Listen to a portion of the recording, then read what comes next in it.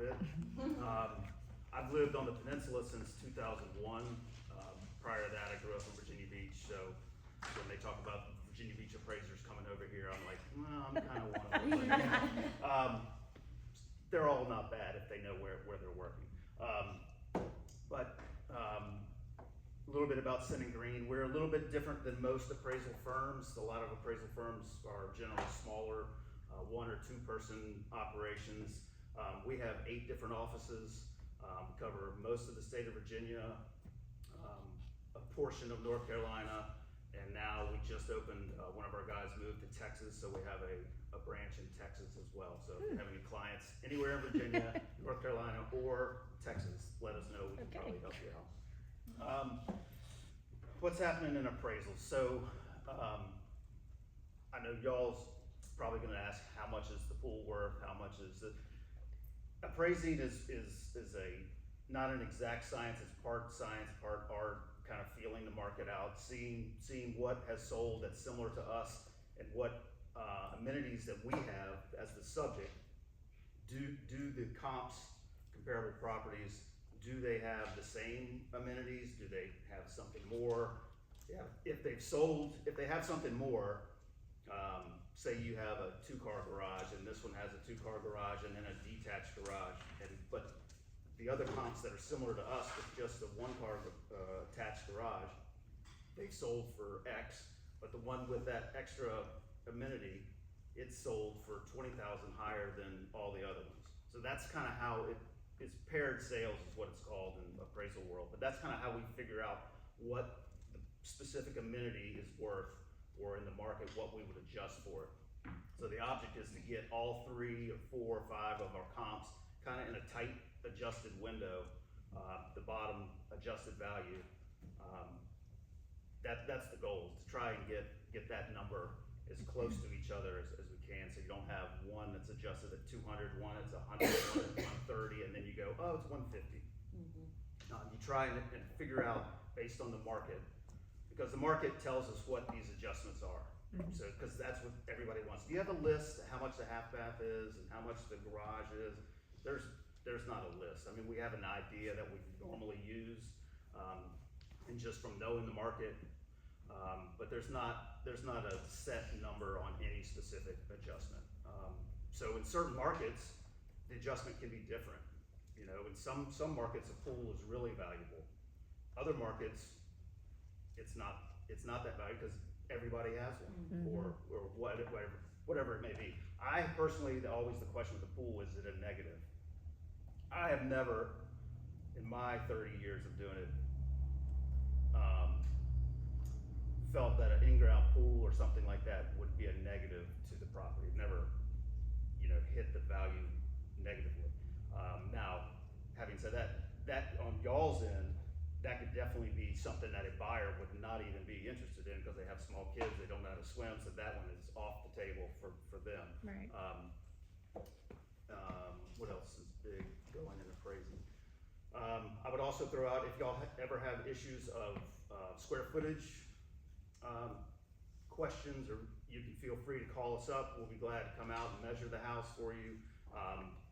In our world, the measurements have become very, not regimented, but everybody is supposed to be doing these measuring the same way now, under ANSI standard, ANSI guideline. We at Sin and Green have always done it that way. So it was not a big change for us.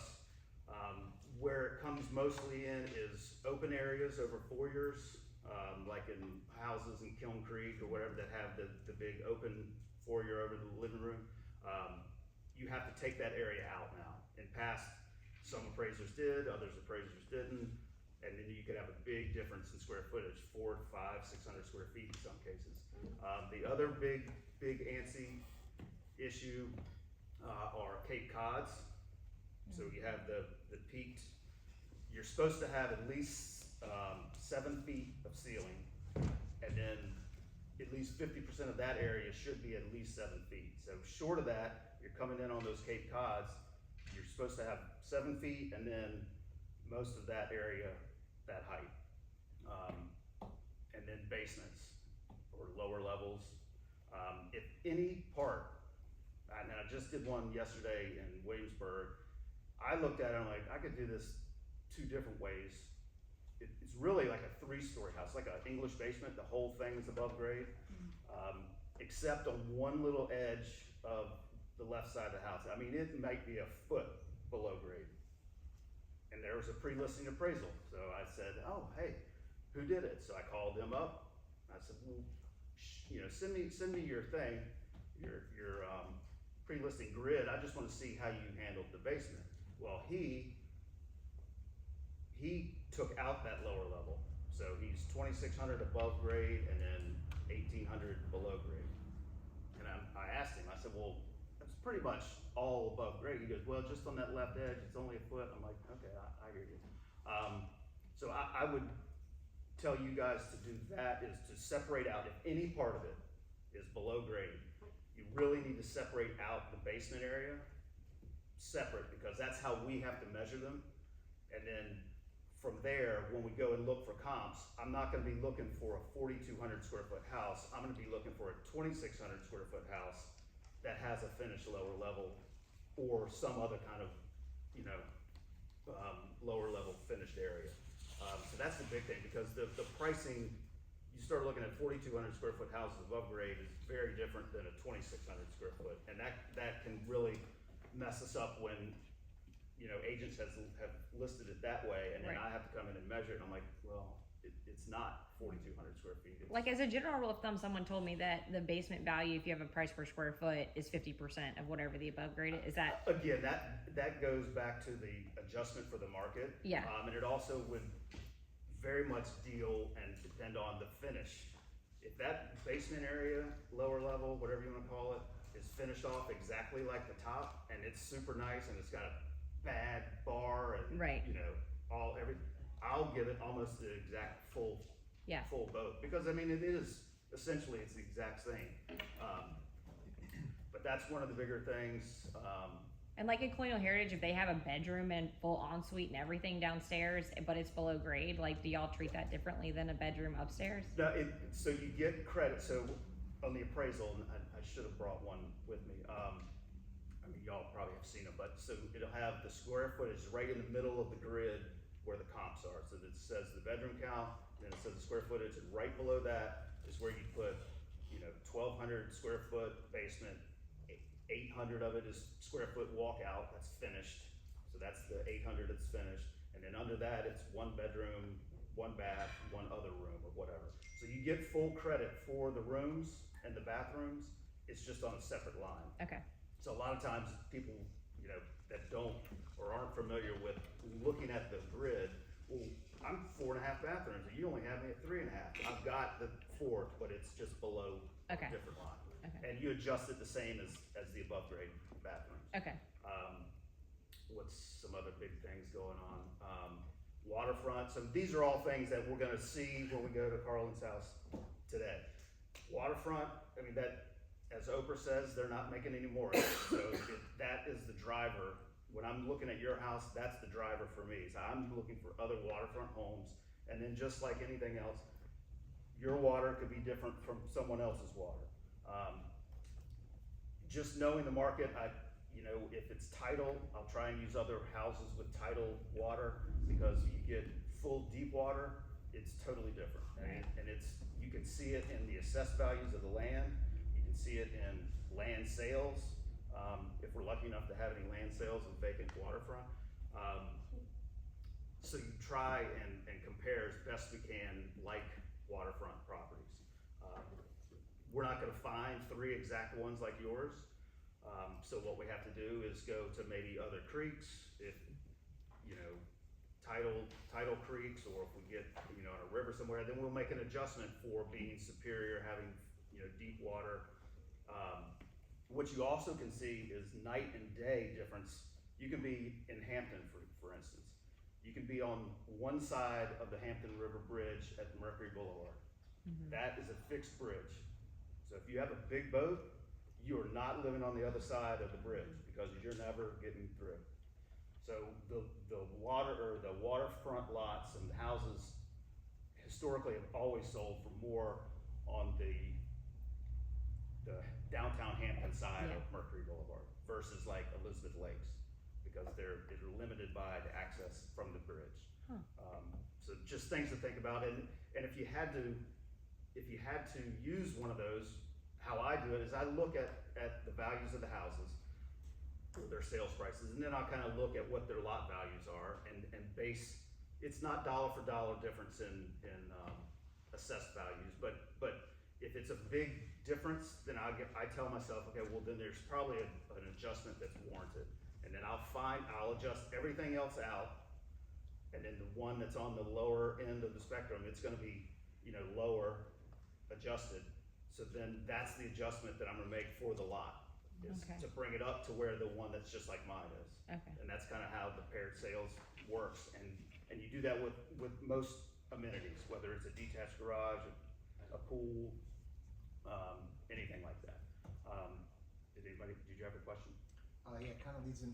Do you have a limit on radius when you're doing comps?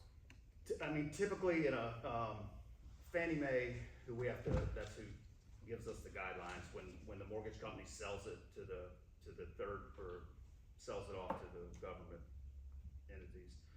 They have their guidelines. They like us to stay within a mile, which is impossible in some cases. And we have to stay within a year of a sale. And a lot of clients have their own requirements on top of Fannie Mae. So they say a year, but then the specific mortgage company will say, well, we want at least one within 90 days, and we want 2 active listings, which that's fine.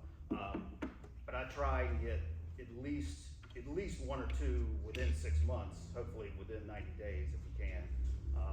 Some places you can do a mile, it's not a big deal. If you're in Kiln Creek, you go a mile out, you're almost getting all of Kiln Creek.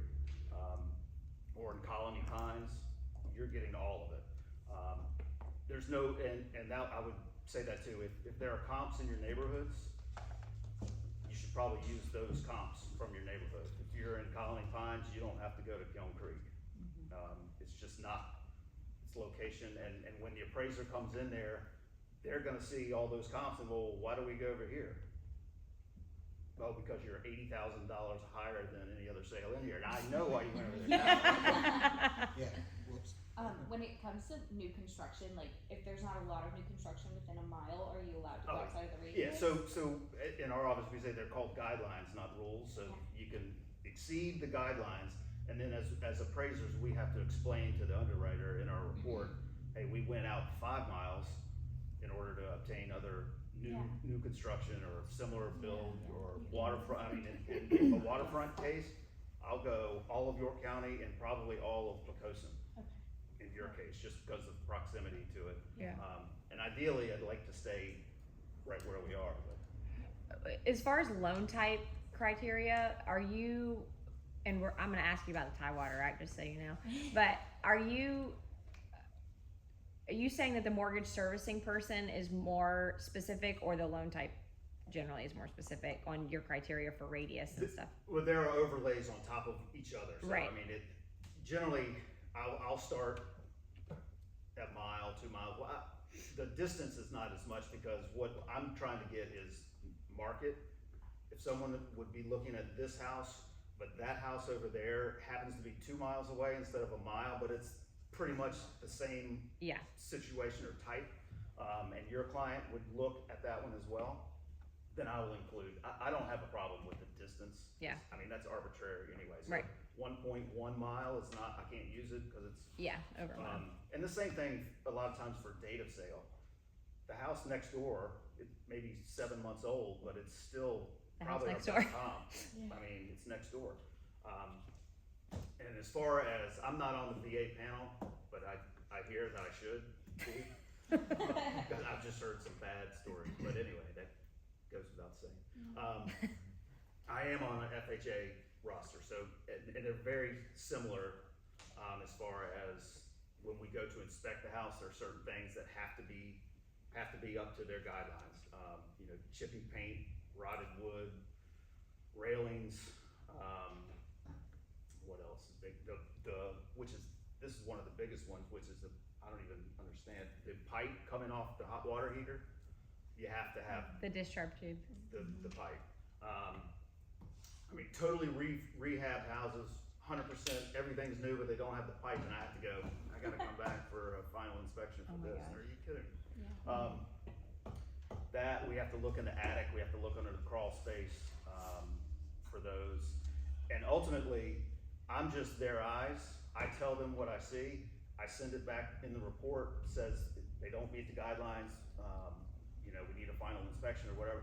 It is ultimately up to the mortgage company, cause they can go, okay, we're good with that little piece of trim that's not, and we're good with this, but that has to be fixed. So it's really up to them, I'm just the eyes and following the guidelines for FHA, when I go and do those. What were you saying about the Tidewater? So that's, Can you just, a lot of these people, I mean, hopefully, so do you guys invoke it, or does the appraiser? the appraiser. Okay, and that is when they say they have no comps, right? And that's on VAs? Yeah, so they basically say that there's not enough comps to support any of the sales price that we're doing, or it's coming in low and they're invoking it. And I don't, like, we could probably ask Libby Griebel, but like, I don't understand now. Like, it started back in like the early 2000s, right? 2006, 2007. Like, the thought process was because our market was shifting so fast, Right. but like, it's not anymore. And so we use comps when we price the house. Right. So it makes, That I always ask, if I'm having an issue, and that, one other thing I should have said earlier, we at Center Green, and I can't speak for everybody because I've heard these stories, we are not adversarial relationship with you guys. yeah, We're trying to all make the thing work yeah, as best we can. We all have to follow the rules, and we have Right. to follow guidelines, and if it's a little bit, y'all say low, I say, you know, under your contract price, whatever. but You know, basically, we try and get to the same place. yeah, so at that point, the lender sends us a notice, we have to fill out the most ridiculous grid that's Right. not even lined up with your appraisal grid, but the listing agent can send comps and the buyer's agent can send comps in. And then they get extra time, 3 days. 3 days of extra time. So maybe that's what it is. Maybe they're just, because I know the VAs have got to they're tight on the timeline. Yeah, I had one on the new construction, and like he would not go out past I think a mile and a half, and there were the same builder had the same exact house like a mile and 3/4 away or something, and he Right. refused to use it to the point that he used a house from 2012 to compare to my new construction. And see, that gives us a bad name, because that just doesn't make any sense. I mean, Right. why would it, Yeah, and the builder. how is that a better comp than the one that's right there? Right, and we That's a sent in all mile. of them, but the builder had even said like that appraiser, that specific person had come in low 3 times in the last like 4 years on their houses. So it was just like crazy, but Yeah, I mean, I don't understand, again, I'm not perfect, and I'll be the first, when I'm having an issue, I'll call you, hey, what comps did you use when you listed this? yeah, Just so I can get your mindset as to where you were looking and how you're, because if it's a situation where you're in Colony Pines and you went to Kiln Creek, I'm like, well, that's how you got here. You didn't use the 14 sales In within a Colony block, yeah, and we went over there.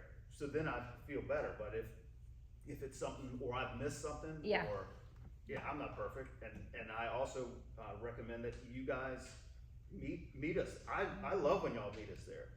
I don't have any problem with that, because then if you know something that's not on the right, MLS, or you know that I'm gonna find that house that's 2 doors over, but you know a story about that, why it sold low, then I know, well, I can discount it, yeah, and I can say in there, I'm aware of this sale, but I didn't use it because of this, that, or the other, or whatever. if, It just helps us, it helps everybody. But some appraisers are very, I don't need to talk to you on it, and I don't know why, yeah. I'm not sure. If it's a situation where there was multiple offers that drove up the price and there's an appraisal gap, I love that. how do you, like, obviously you can look and see it was listed for 5, it sold for 540, closed for 540 with a VA, whatever. Is there any kind of adjustment made knowing that, you know, the difference was paid in cash, or at that point the new value is the new value? Yeah, the new value is the new value, so it's that has been an ongoing situation in the last couple years. Right. Just people paying up and over, and, you know, it starts to set the market. Now it's like, okay, well, it is 540 now. Right. Yeah, it's weird. It's hard when we've done the appraisal and they paid more. Right. And I know it's worth 510 or Right. whatever. That's what our appraisal came in, and you're like, nah, now I'm using it at 540. But I mean, it's a closed sale, so. And what about seller paid concessions? How do y'all view that? We if they're typical, then we don't make any adjustment for Okay. it. If it's atypical, if everybody's paying, 1 to 3% or whatever, and all of a sudden, this person paid 12%, then you could, if need be, you could justify making an adjustment for the difference in those Okay. concessions. But generally speaking, I don't make any because mostly they're typical for the area. Okay. And just so, I wanna go back to the escalating over listing price. If you guys are in a situation, just from the real estate side, where you are representing a buyer that is escalating over the listing price and the appraisal comes in low, whether or not you have an appraisal gap coverage or not, it now becomes your job to justify the appraised value, not the listing agents. So you better make sure that the price that you're telling your buyer to pay is worth what the appraisal comes in at. Cause you come to me as a listing agent and say, hey, the appraisal came in $20,000 low. I'm like, I know, that's why I priced it $20,000 lower. Yeah. You know what I mean? So make sure if you're advising your buyers, hey, we should be going up on price, it's gotta be worth it. How do you, let's say it's a weird house like mine, whatever, and do you find out if there's multiple offers? Do you like? No, but I mean, by the time on a sale, the final, what I get from the mortgage company is the final The contract. Now, when I meet you at the house, you're selling me on this is how we got here because Yeah. we had 14 offers in 3 days and Right. and we took the best one for us and Right. so that gives me an idea of the demand of Okay. the product and then hopefully we can support that with Yeah. the market. Okay. Just a quick question. So it still has to be a closed transaction for you to take it into consideration? Or can We it have be to have at pending? least 3 closed. Correct. And then pending or listings we can put on there. You can work, okay. But we can't give full credit to those because it's not closed yet. But that, history tells us the comps. The listings and the pendings tell us the future, right? Yeah. And I agree, I think it's real important that you said it's okay to go there. I've never missed one because it's only helped the situation. Right. Because like you said, we may know something that either is going to close or just gonna. Right. That can help the numbers. Yeah. Hey, I don't know, or better yet, hey, this one sold off the book. So you're not gonna find it in the MLS. Yeah. But look that up on the county Right, records. exactly. Well, I always wondered if that was more, inspectors go in, they do their thing, they don't wanna be bothered. But I found with the appraisers, it's very important to keep them up to date. Cause Yeah. like you said, you're just looking at a sheet where we Yeah. have more information. Yeah, I'm to only provide. as good You as can't- rain can get me. Yeah, Yeah. and as good as the Yeah. pictures are, And- which and- are yeah. always good. Which are, Right. So like maybe we showed a buyer a house. I'm like, and it we're smelled like these- smoke. Yeah, and these pictures are over edited Right. and the cabinets are old and, ratchety, so they need to know that, it's I hard, mean, it doesn't hurt. yeah. And I'll take any information. Some people that I don't want any comp you give me. I'm like, why would you not take all the information you could get? I mean, you're probably gonna pull the same ones, Yeah. but at least maybe you missed one, or I don't understand it. But we at Senate Green have always been that way, because you're our friends too. I mean, Yeah. we like to have a fun office. And well, that's about. I mean, I don't know if you have anything else or.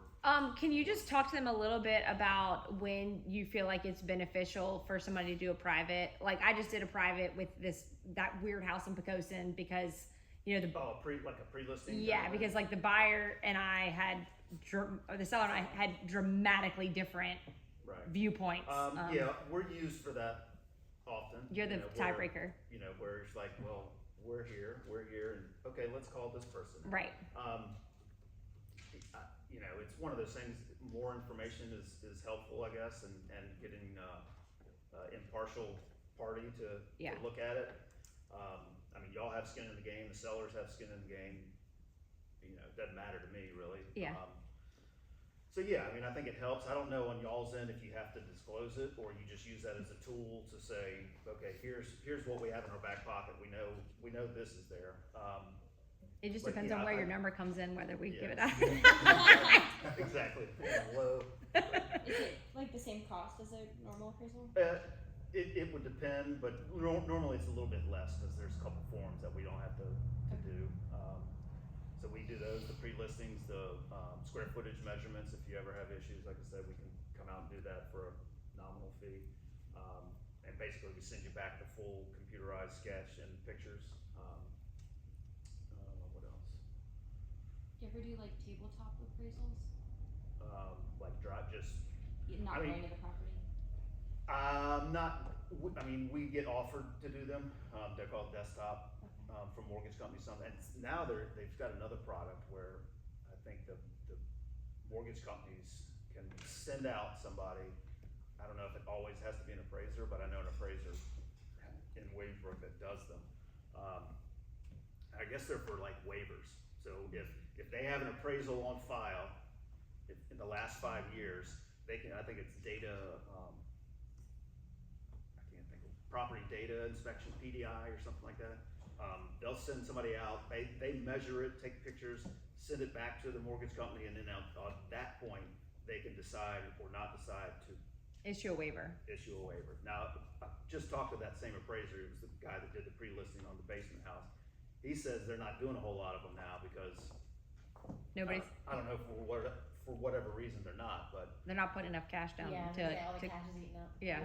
So that I don't, because I asked him, I said, you think I should get into doing that? And he's like, dude, it took me a year to get on the Fannie Mae. Yeah.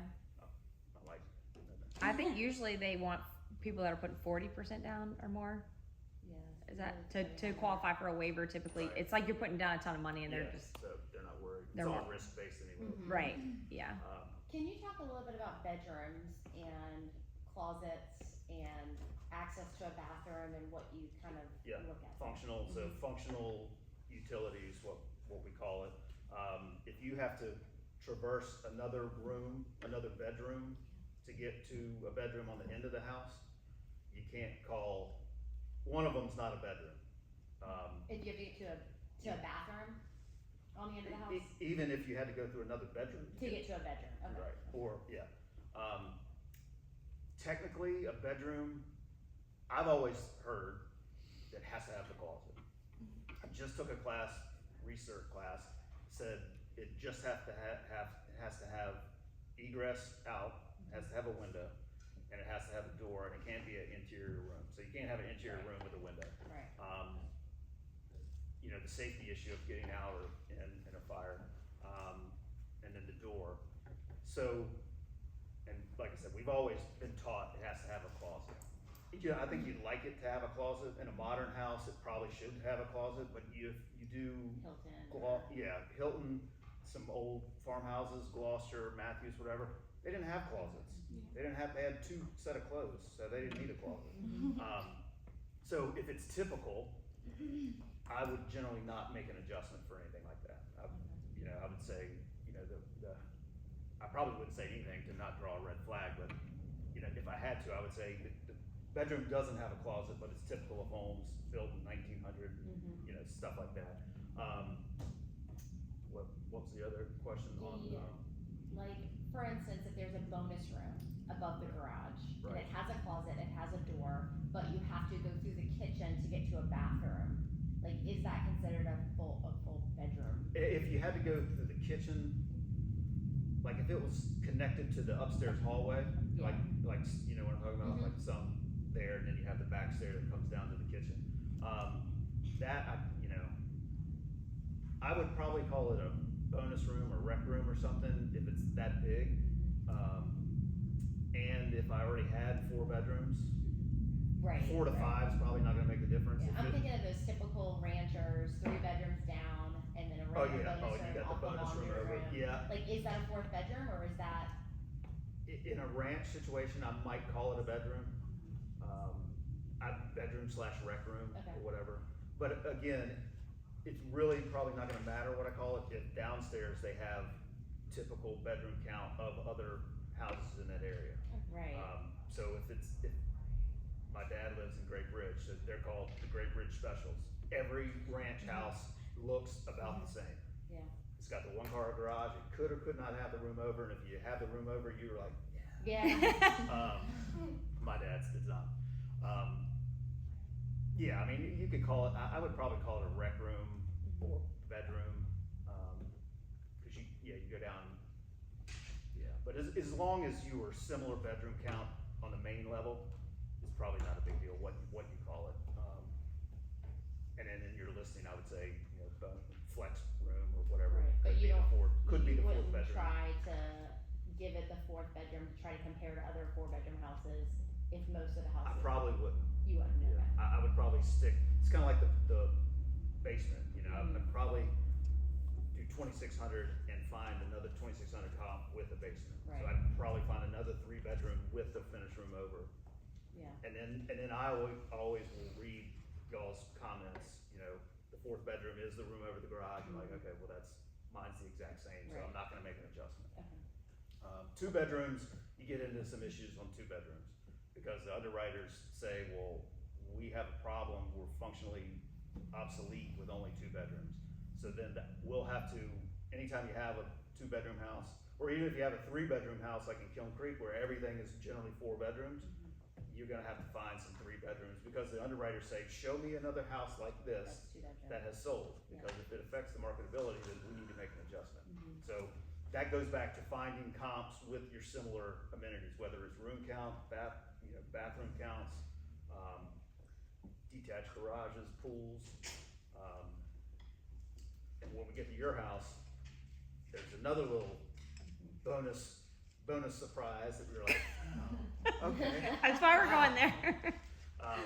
But I was pleasantly surprised when you told me first. I was expecting something else. So I Oh. was like, Okay. it's not as bad as I thought. Okay. Okay. Another big You thing. mean my to kids' go- rooms? Is that what you're talking about? The what? My kids' rooms? Is that what you're talking about? No. The I'm mess? talking above the garage. Oh, yeah, yeah. The way that I just thought it was different than what it is, so it was good. Okay. Accessory dwelling units are big now, like the she sheds, Yeah. or detached in-law suite or whatever. You just try and find something else with the A full, yeah. with the kitchen. So well, first off, ADU is like another actual house. So it's got a bathroom, a kitchen, and a living area, right? As opposed to like a detached studio that's just one room and it has the air conditioning and it's finished, and it had a pool table in it or something. Right. So if I have an ADU, and then you gotta be careful that is the ADU separately metered, cause then we're talking duplex Right. with detached units, you're like, so if it's metered together, it's an ADU. If it's separate, then we have a different situation. It could be a duplex. But then you just try and find other comps, or at least one other comp, hopefully, that has a similar detached or even attached in-law suite type situation. Which is where, yours is, the full suite up there, so. Alright. Sorry, just unique situations. My in-laws have like a 1960s rancher, and it has a cluster of 3 bedrooms, but the middle bedroom doesn't have a closet, and the 2 that are surrounding it do. Since it's like with the other bedrooms, you'd still consider it a bedroom without a closet or a Do you wardrobe? have to go through They They're all have their own separate separate. doors. yeah, I mean, it should have a closet, but Yeah, I'd that's almost what I make tell one, them, but just to, just put in a wardrobe or something. wardrobe or frame out a little closet. The IKEA, framed. Yeah. Yeah. Just to take out that whole possibility of a problem. Or if you look and find a bunch of 2-bedroom ranches around town, and you're like, oh, well, we can call it 2 bedrooms. Right. But I would probably do the closet. Yeah. Anything else? We good? You guys ready to take a field trip? All right. Get ready for that Olympic party. Yeah. Test out the water. That's a whole thing. Have a swim